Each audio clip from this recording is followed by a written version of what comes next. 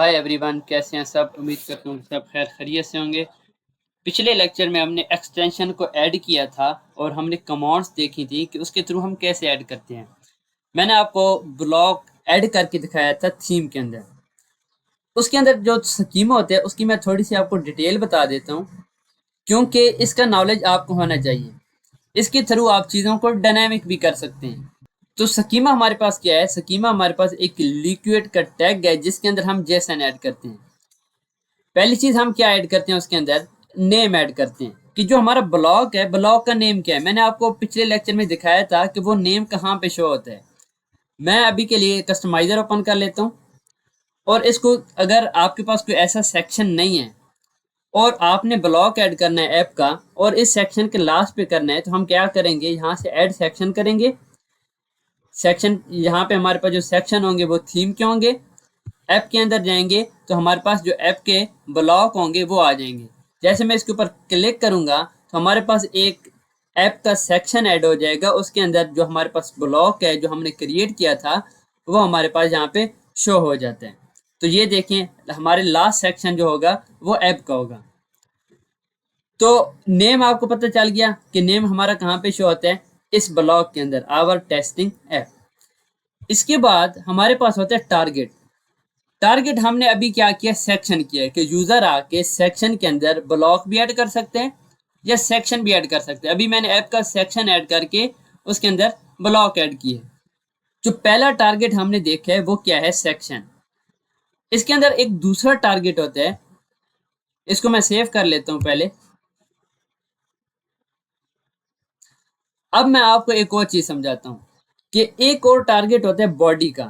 Body का target हम इसलिए यूज करते हैं, जैसे आपने कोई एक पॉपअप बनाना है या कोई एक टेक्स्ट होगा जो पूरी वेबसाइट पे शो ऑन है।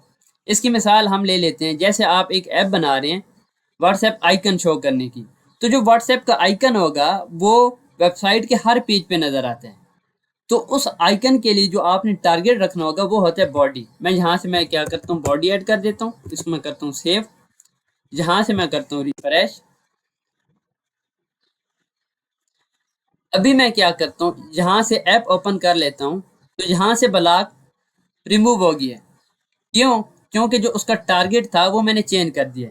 जब आपका टारगेट सेक्शन होगा तो सेक्शन के अंदर आप ब्लॉक ऐड करेंगे। अगर आपके पास टारगेट बॉडी होगा तो आपको एक चेक बॉक्स नजर आएगा ऐप इम्बेड में। ये हमारे पास एक आइकन है ऐप इम्बेड का, इसको आप क्लिक करें। आपके पास एक चेक बॉक्स होगा आवर टेस्टिंग ऐप, ये हमारा ब्लॉक था। इसको मैं ओपन कर लेता हूँ और इसको मैं करता हूँ सेव। जैसे मेरे पास ब्लॉक सेव हुआ, अब हमने ये देखने का टेक्स्ट हमारा कहाँ पे शो होगा। ये क्या करते हैं, जब हम उसका टारगेट जैसे बॉडी करते हैं, जो हमारे ब्लॉग के अंदर जितना भी टेक्स्ट होता है HTML का, वो बॉडी के लास्ट में फेंक देता है। मैं स्क्रॉल करता हूँ, ये देखें फूटर के लास्ट पे आप देखेंगे हमारे पास एक ऐप का टेक्स्ट आ गया, आवर टेस्टिंग ऐप। आप कोई भी पेज ओपन कर लें, जैसे मैं पेज यहाँ पे ओपन कर लेता हूँ कलेक्शन, तो कलेक्शन पेज पे आप जाएंगे आपको सेम टेक्स्ट नजर आएगा। मैं स्क्रॉल कर लेता हूँ, ये लास्ट पे जाए। आपको ये समझ आ गई है कि हम टारगेट क्यों यूज करते हैं। टारगेट यूज करने का मेन मकसद हमारा क्या होता है कि जो चीज फंक्शनैलिटी हमने बनानी है उसके अकॉर्डिंग हम अपना टारगेट ऐड कर लेते हैं। अब जैसे मैंने कोई टेक्स्ट शो कराना है पूरी वेबसाइट पे, उसका मैं टारगेट बॉडी रखूंगा। अगर मैंने किसी स्पेसिफिक पेज पे काम करना है, किसी स्पेसिफिक सेक्शन पे जाके मैंने कोई ब्लॉक ऐड करना है, उसके लिए मैं टारगेट सेक्शन रखूंगा। हमारे पास इसका जो लास्ट होता है टारगेट वो होता है हेड। हेड हम क्यों यूज करते हैं, अगर आपने कुछ स्क्रिप्ट हेड के अंदर पास करानी है, कोई भी जेएस की स्क्रिप्ट जैसे हम एसईओ के लिए यूज कर रहे होते हैं, तो उसके लिए आप टारगेट हेड यूज करते हैं।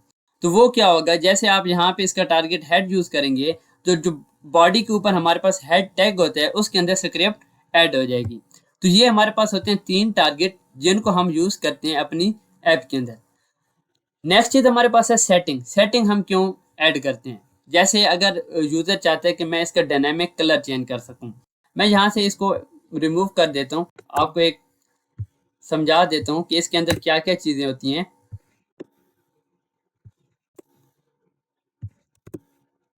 तो सेटिंग के अंदर हमने इनपुट सेटिंग डिफाइन करनी होती है। हमारे पास शॉपिफाई लिक्विड के अंदर बहुत सारी इनपुट सेटिंग होती हैं, उसकी डिफरेंट टाइप्स होती हैं।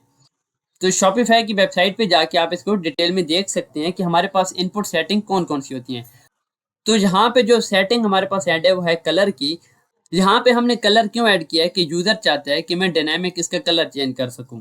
तो उसके अंदर आपने पहले इसकी टाइप डिफाइन करनी होती है। ये हमारे पास प्री डिफाइन होती हैं, जैसे टाइप कलर, तो ये प्री डिफाइन है, आपने कलर ही यूज करना होगा। इसकी आईडी आप कोई भी दे सकते हैं। लेबल आप यहाँ पे रख देते हैं, हम कोई लेबल यहाँ पे ऐड कर देते हैं, चेंज कलर ऑफ टेक्स्ट, और इसका बाय डिफॉल्ट जो कलर होगा आपने यहाँ पे डिफाइन कर देना है। तो H1 के अंदर जाके मैं इसको ऐड कर देता हूँ। मैं यहाँ पे ऐड करता हूँ स्टाइल, इसके अंदर हमने ऐड करना है कलर। यहाँ पे हम क्या ऐड करेंगे, कलर के आगे block dot settings dot colour, इसको मैं करता हूँ सेव। यहाँ से हम अपना थीम को रिफ्रेश कर लेते हैं। ये हमारे पास ब्लॉक है, ब्लॉक के अंदर इसके नीचे सेटिंग्स होंगी। मैंने अभी इसका लेबल क्या रखा था, change the colour of text. यहाँ से अभी के लिए कौन सा कलर है, रेड। हम अपने टेक्स्ट का कलर देख सकते हैं, ये है रेड। अब मैं इसको चेंज करता हूँ ग्रीन में। ये यहाँ से मैंने इसका कलर चेंज किया और जो टेक्स्ट का कलर होगा वो ग्रीन हो जाएगा। ये देखें, सेटिंग ऐड करने का मेन मकसद क्या होता है कि आप चीज़ों को डायनामिक कर सकते हैं। डायनामिक हम क्यों करते हैं, जैसे हर थीम का बैकग्राउंड कलर डिफरेंट होता है, उसका जो फॉन्ट फैमिलीज होती हैं वो डिफरेंट होती हैं, फॉन्ट साइजेस डिफरेंट होते हैं। तो उसको हम क्या करते हैं, उस चीज़ को कवर करने के लिए हम सारी चीज़ें डायनामिक ऐड कर देते हैं। जो भी ऐप यूज़ करता है हमारा यूज़र होता है वो जाके सारी चीज़ें खुद चेंज कर सकते हैं। तो ये हमारे पास सिंपल सा स्कीमा था। स्कीमा हम क्यों ऐड करते हैं, उसके अंदर हमने नेम देखा, टारगेट देखा, उसकी सेटिंग देखी। तो ये आज का हमारा लेक्चर था। इस लेक्चर के अंदर हमने स्कीमा देख लिया, हमारे पास ये कंप्लीट हो गया। इसके अंदर कोई भी चीज़ें हैं आप उसको जाके डिटेल में देख सकते हैं। नेक्स्ट लेक्चर मैंने ये समझाना है कि हम अपना डीबी वाला डेटा ग्राफक्यूएल क्यूरी के थ्रू मेटा फील्ड में कैसे सेव कराते हैं और उसको थीम के अंदर कैसे शो कराते हैं। जैसे आपके पास एक ऐप है, ऐप का डेटा सिंपल आपने थीम पे शो कराना है, तो उसके लिए आप ग्राफक्यूएल क्यूरी यूज़ करते हैं। एक हमारे पास ऐप होती है, यहाँ से ऐप के अंदर से हम एक विश लिस्ट आइकन शो कराते हैं। जब यूज़र उस विश लिस्ट आइकन पे क्लिक करता है, फिर हमारे पास हम क्या करते हैं, उस डेटे को लेके डीबी में सेव करते हैं। जहाँ से हम टेक्स्ट भेज भी रहे हैं वहाँ से हम गेट करके डीबी में सेव भी कर रहे हैं। तो उसके लिए हम एपीआई बना के प्रॉक्सी यूज़ करते हैं। तो दोनों कंसेप्ट मैं आपको समझा दूंगा, आपके लिए दोनों इंपॉर्टेंट है। आपने सिर्फ सिंगल डेटा शो कराना है थीम के ऊपर, तो उसके लिए आप ग्राफिकल क्यूरी यूज़ करें।